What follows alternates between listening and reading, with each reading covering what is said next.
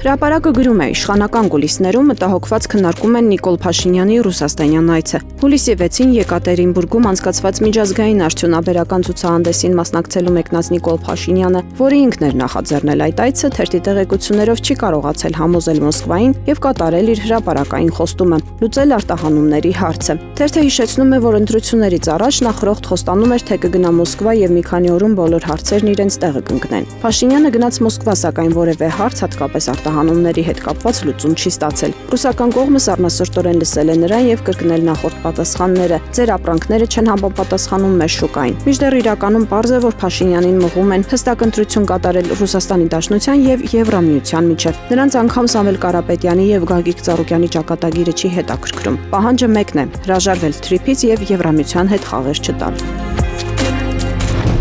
Ժողովրդի կառավարական լավատեղյակ աղբյուրները փոխանցում են, որ վերջին շրջանի կուլիսային քննարկումների ընթացքում իրավապահ համակարգի գործունեությունը եղել է ամենակննարկվող թեմաներից մեկը։ Իշխանության ներսում արդեն քննարկվում են նոր կադրային փոփոխություններ։ Փաշինյանի նշանակետում են հայտնվել ներքին գործերի նախարար Արփինե Սարգսյանը, քննչական կոմիտեի նախագահ Արթուր Պողոսյանը, Բարձրագույն դատական խորհրդի նախագահ Արթուր Աթապետյանը, ինչպես նաև գլխավոր դատախազ Աննա Վարդապետյանը։ Նշված պաշտոնյաներից ոմանց դեպքում քննարկվում է պաշտոնական տեղափոխության տարբերակը, իսկ մյուսների քաղաքական ապագայի վերաբերյալ իշխանության ներսում շրջանառվում է մեկ այլ սցենար։ Իշխանական բառապաշարով ասած, Ալեն Սիմոնյանի մոտ քաղաքական կապիտալում։ Փաշինյանը մտադիր է անցնել նաև դատական իշխանության հերթական վերաձևավորմանը։ Առաջիկա փուլում դատական համակարգում սպասվում են նշանակալի փոփոխություններ։ Գլխի վայր պետք է շուրջ տալ համակարգը ընդհուպ դատավորներին կալանավորելով, նրանց լիազորությունները կասեցնելով եւ դադարեցնելով։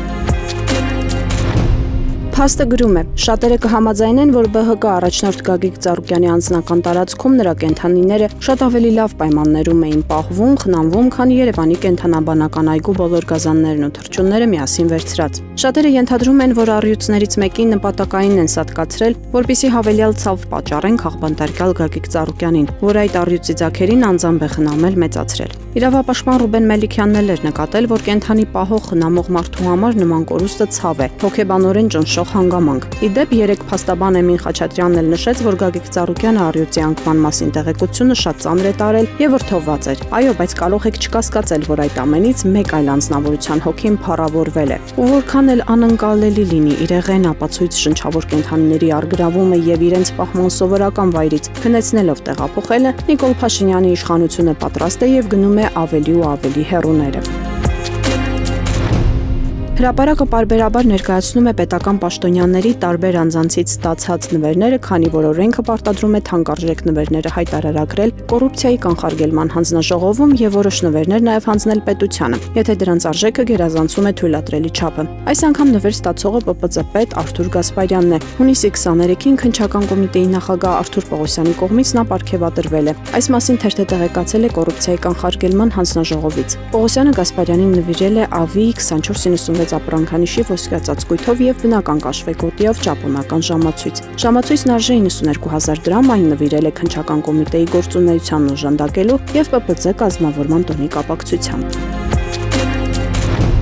Հրապարակի տեղեկություններով ԿՊԱ-ական բարձրաստիճան պաշտոնյաներից մեկը վերջերս դիմել է Միացյալ Նահանգների Լոս Անջելեսյան հայկական մաֆիոզ շրջանակներին, մեր լեզվով ասած ավտորիտետներին, որպիսի իրեն աջակցեն խոշոր փողերի օրինականացման հարցում։ Նախապես ճշգրտումներ է արել, որպիսի հետո խոշոր գումար Հայաստանից ԱՄՆ տեղափոխի, ապա մաֆիայի օգնությամբ այդ գումարներն օրինականացնեն, ինչն էլ իրավական լեզվով ասած փողերի լվացում է նշանակում։ Սովորաբար հայկական մաֆիան նման լվացքի միջոցով օրինականացնում է թմրադեղերի վաճառքից գոյացած միջոցները, բայց այս պարագայում ամերիկյան հանցավոր հայ շրջանակին հայտնի չէ փողերի ծագման աղբյուրը։ Տեղեկատվությունը թերթին փոխանցած անձը խոստացավ գործարքն ավելի որոշակի անալու դեպքում լրացուցիչ մանրամասներ հաղորդել։ Փաստը գրում է. Հայաստանի ազգային վիճակագրական կոմիտեի հրապարակած տվյալները փաստում են, որ 2026 թվականի հունիսին տարեկան ինֆլյացիան արագացել է, հասնելով 5.1%-ի, նախորդ տարվա նույն ժամանակահատվածի 3.9%-ի փոխարեն։ Գնաճի կառուցվածքային վերլուծությունը ցույց է տալիս, որ Հայաստանի ներկայիս իրավիճակը պարզապես թվերի աճ չէ, այլ տնտեսության ներսում ձևավորվող ավելի խորքային անհավասարակշռությունների արտահայտություն։ Սննդամթերքի գները տարեկան կտրվածքով աճել են 8.5%-ով, նախորդ տարվա 6.2%-ով։ տոկոսի փոխարեն։ Սա նշանակում է, որ հենց այն ապրանքները, որոնցից քաղաքացին չի կարող հրաժարվել, թանկանում են ամենաարագ տեմպերով։ Առանձնապես մտահոգիչ է, որ ամենաբարձր գնաճը գրանցվել է այնպիսի ապրանքների դեպքում, որոնք կազմում են գրեթե յուրաքանչյուր ընտանիքի ամենօրյա սննդակարգի հիմքը։ Օրինակ, ձվի գնի գրեթե 30% աճն անմիջապես արտացոլվում է յուրաքանչյուր ընտանիքի ամենօրյա ծախսերում։ Նույնը վերաբերում է կովի մսի ավելի քան 23% թանկացմանը, արևածաղկի յուղի, պաստերիզացված կաթի, թթվասերի, պանիրների, կաթնաշոռի, մակարոնեղենի, հացի եւ ալյուրի գների աճին։ Այս բոլորն առաջին անհրաժեշտության ապրանքներ են, որոնց սպառումը դժվար է կրճատել առանց կենսամակարդակի վատթարացման։